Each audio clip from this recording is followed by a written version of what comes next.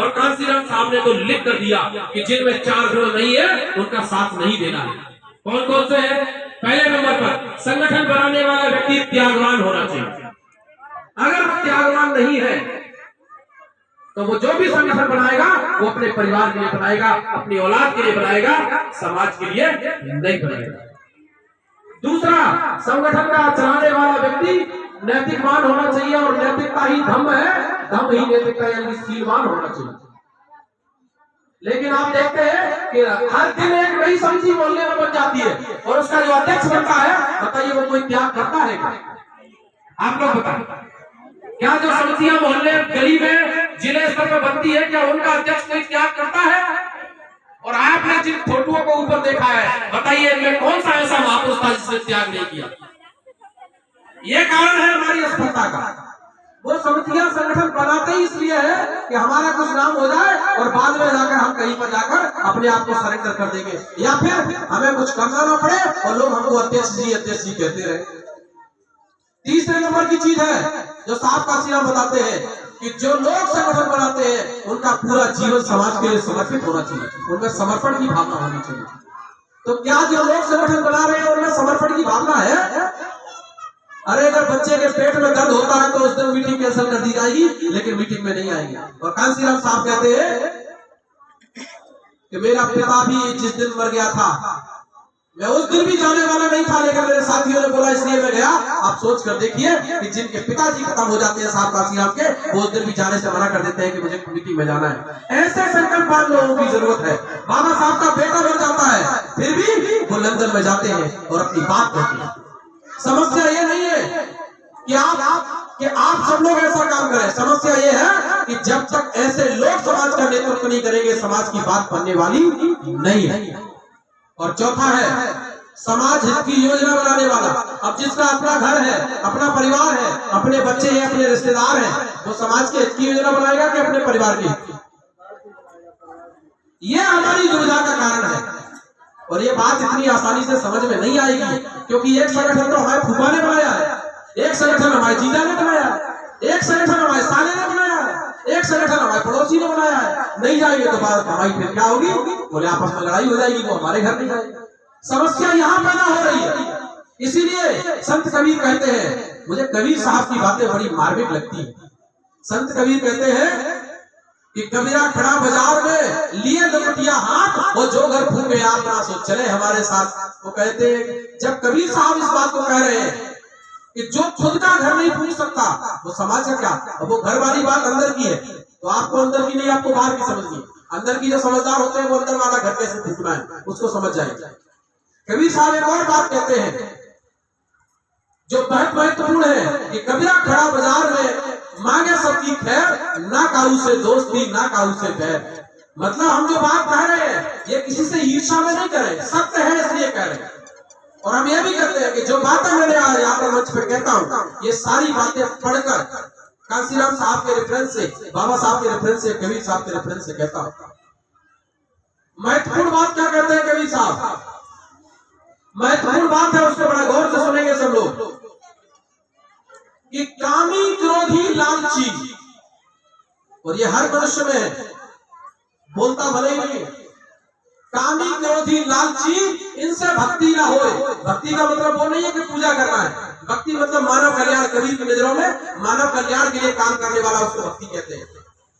कि कामी क्रोधी लालची इनसे भक्ति ना हो और भक्ति करे कोई सूरमा जो जाति वर्ण कुल खोए। जो इंसान अपना जाति वर्ण और कुल नष्ट करने के लिए तैयार हो सकता है वही मनुष्य मानव कल्याण कर सकता है। बताइए कौन सा संगठन वाला व्यक्ति है जो अपनी जाति, अपना वर्ण, अपना कुल नष्ट करने के लिए तैयार हो जाएगा? है कोई ऐसा? मुझे मेरे जीवन में कोई नजर नहीं आया, केवल भिक्षु संघ को छोड़कर। इसलिए फिर हमने तय किया कि जब कोई नजर नहीं आ रहा है तो दूसरों की तरफ कब तक देखते रहेंगे। हमको अपना जीवन लगाना पड़ेगा, हमको अपना जाति वर्ण को नष्ट करना पड़ेगा, तब शायद कोई समाज का हम भला कर सकते हैं या दिशा दे सकते हैं। इसलिए इस रास्ते पर निकले, क्योंकि बातें बहुत सारी कहनी थी, बाकी और साथी है वो कह देंगे। 3 काम आपको अपने जीवन में नहीं करने हैं या आज आपको संकल्प लेकर जाना है। जो हमारी बहनों ने गाना बनाया था, गाना गाया भी था, लेकिन आप लोग लेट आए, क्योंकि वो बहनें भी बहुत मेहनत करके ये कार्यक्रम करती हैं, उनको भी अपनी बात रखने का मौका नहीं मिल पा रहा है, क्योंकि हम लोगों को भी अपनी बात कहनी है। तो क्या क्या, एक तो आपको ब्राह्मण से शादी दिखाने नहीं जाना है, जो हमारा मोस्ट ऑफ द समाज नहीं जाता है, लेकिन गाड़ी घोड़े और गार्डन आपको सामान्य वर्ग के लोगों के नहीं मिलेंगे। देखिए आज हमारे समाज के भाई गए गार्डन में तो मिल गया ना, इस बार उसको लाइट वाइट की रसीद कटवानी पड़ती थी, इसलिए 5,000 रुपए लिया है, वरना पिछली बार तो निःशुल्क ही दिया। अगर हम अपने गार्डन में जाएंगे, अपने भाइयों का व्यापार बढ़ाएंगे, तो बताइए फिर वो हमारी मदद करेंगे कि नहीं करेंगे? लेकिन हम तो उनके पास जाते हैं। और शादी में गाड़ी घोड़े गार्डन अपने लोगों को लेना है और राशन लेने के लिए कहाँ जाना है? अच्छा सच्ची बताना, जिसके भी घर में शादी होती है वो राशन लेने कहाँ जाते हैं? अपनी दुकानों पे, बनिया की दुकान पे? कौन की दुकान पे आते हो आप लोग? तो पैसा किसको लेके आते हो? तो बनिया आपके आगे बढ़ाने के लिए पैसा देगा? अच्छा किस किस को लगता है देगा? वो हाथ खड़ा करो। और किस किस को लगता है कि नहीं देगा? वो हाथ खड़ा करो। तो क्या हम पैसा देना चाहिए? तो राशन खरीदने कहाँ जाएंगे? अपनी दुकानों पर, अपने डॉक्टर पे जाएंगे, अपने स्कूल में जाएंगे, अपने मास्टर के पास जाएंगे, अपने जीवन में जो भी काम करेंगे अपने SC ST OBC समाज में करेंगे। हमारे एक सीनियर साथी है, आज आए नहीं पाए किसी कारणवश, सिमोलिया साहब, उन्होंने एक मॉल खोला है यहाँ मेला ग्राउंड के पास में मॉल है उनका, LB बाजार, नमो विधायक बाजार के नाम से। वहां जाइए, वहां से सामान खरीदिए शादी का। मैं आपको भरोसा दिला रहा हूँ, LB बाजार की तरफ से कभी मुझे 100 रुपए का दाम नहीं किया गया।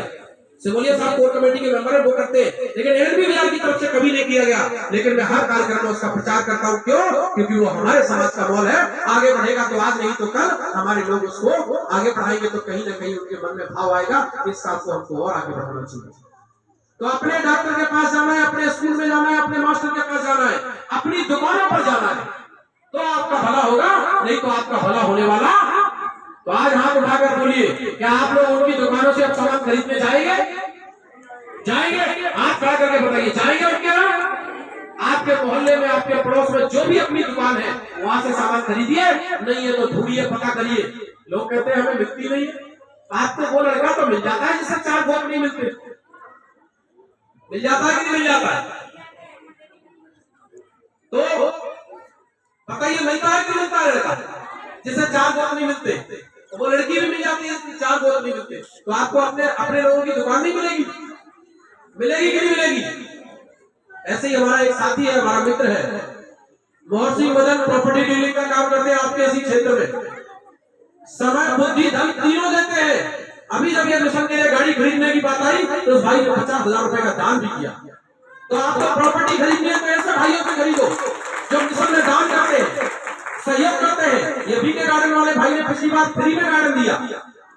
ऐसे लोगों के का व्यापार बढ़ाओ जो आपके आने वाली पीढ़ियों के लिए कुछ दान करते हैं, समय, बुद्धि, धन देते हैं। और 3 काम और नहीं करना है अपने जीवन में। क्या क्या? पहले नंबर की चीज है दान। एक भी फूटी कौड़ी ब्राह्मण बनिया ठाकुर को दान नहीं देनी है।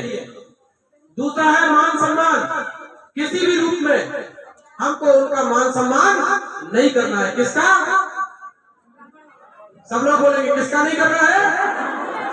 उनका मान सम्मान नहीं, गाली नहीं देनी है, मान सम्मान नहीं करना। मान सम्मान किसका करना है? अपने महापुरुषों का और अपने बुजुर्गों का, जिससे इनका सम्मान बढ़ेगा तो हमारा भी सम्मान बढ़ेगा। और तीसरे नंबर की चीज है, वो आपके जीवन की तकदीर और तस्वीर बदलती है। वो क्या है? मतदान। हमारे एक दो साथी इसलिए हमारा साथ छोड़ गए कि उन्होंने मुझसे कहा था कि सतीश अग्रवाल का प्रचार करिए, माफ करिएगा।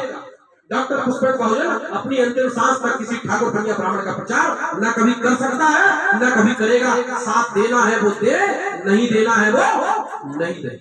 ये हमारा संकल्प है कि हम ठाकुर बनिया ब्राह्मण का कभी साथ नहीं देंगे। हमारा संकल्प है, हम अपने संकल्प से विचलित नहीं हो सकते। कोई क्या कर सकता है? ज्यादा से ज्यादा सहयोग देना बंद कर देगा, पैदल चलना शुरू कर देगा। अभी समाज ने कार दी तो कार से चलते हैं, बाइक देंगे तो बाइक से चलेंगे, बाइक नहीं देंगे तो पैदल चलेंगे। तो अगर खुद जब राजा के बेटे होकर पैदल चल सकते हैं तो मैं तो एक नौकर का बेटा हूँ, मैं पैदल क्यों नहीं चल सकता? लेकिन अपने संकल्पों से और अपने सिद्धांत से रत्ती भरी विचलित होने वाला नहीं हूँ। तो मैं अपने लोगों को ये भी एक और बात बता रहा हूँ, मेरा निवेदन स्वीकार करें, मेरी मजबूरी को भी समझे कि मैं अपने संकल्प से विचलित नहीं हो सकता। आपका अपना व्यक्तिगत स्वार्थ हो सकता है, आपके अपने व्यक्तिगत संबंध हो सकते हैं किसी से भी, लेकिन आप मुझे उसमें ना घसीटें, और मुझे घसीटेंगे तो फिर मजबूरी में मुझे आपसे हाथ जोड़ने पड़ेंगे कि साहब अब आप हमारे साथ चलने लायक नहीं। तो मेरा आप लोगों से निवेदन है कि दान, मान और मतदान केवल बहुजन समाज के लोगों को देना है, उन लोगों को देना है जो बाबा साहब भीमराव अम्बेडकर का सपना पूरा करना चाहते हैं, आपके बच्चों की शिक्षा और इस देश की सत्ता पर कब्जा करना चाहते हैं। उन लोगों को देंगे तो आपकी बिगड़ी बात बनेगी, नहीं तो बनने वाली नहीं है। मैं इन्हीं शब्दों के साथ अपनी वाणी को विराम देता हूँ और निवेदन करता हूँ सभी साथियों से, मेरी कोई मंशा नहीं है किसी के लिए भी एक कटु शब्द बोलने की, लेकिन मजबूरी मेरी यह है कि मैं सबके मन के मुताबिक काम नहीं कर सकता हूँ। मैं सिद्धांतों पर चलने वाला व्यक्ति हूँ, मैं सीलों पर चलने वाला व्यक्ति हूँ। अगर मैं अपने सिद्धांत और सील छोड़ता हूँ तो आप जो दंड देना चाहते हैं वो दंड दे सकते हैं, लेकिन मैं किसी के संबंधों में आकर अपने सील और सिद्धांत नहीं छोड़ सकता। इन्हीं शब्दों के साथ अपनी वाणी को विराम देता हूँ। जय भीम, जय भारत, जय बहुजन समाज।